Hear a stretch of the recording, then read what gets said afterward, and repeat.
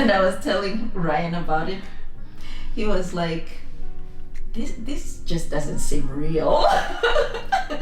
And I was like, oh yes it is. It is so real. Oh.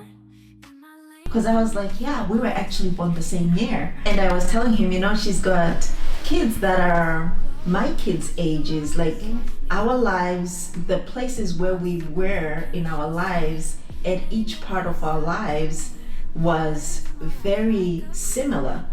And it's not every time that you're able to meet somebody who makes such an impression on you. And I am actually a very closed off person, even though I don't seem like it, but I'm actually very closed off, and I'm very particular on who I actually allow into my inner circle.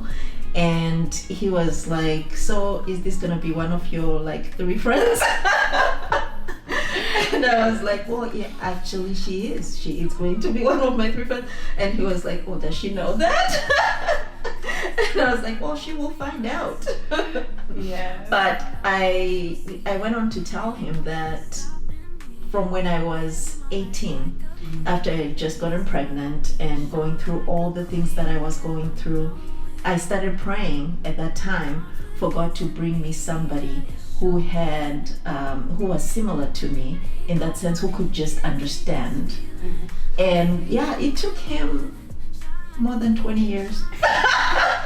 And I honestly had forgotten. But I had that inkling one day after I had had a conversation with you on the phone, and it was that inkling that he doesn't take time to answer prayers. We think he's taking his sweet time to answer our prayers, but at the appointed time, he's going to answer that prayer. And at that time, it's going to be the perfect time for our friendship to be able to bloom and for us to be able to continue on this path of life.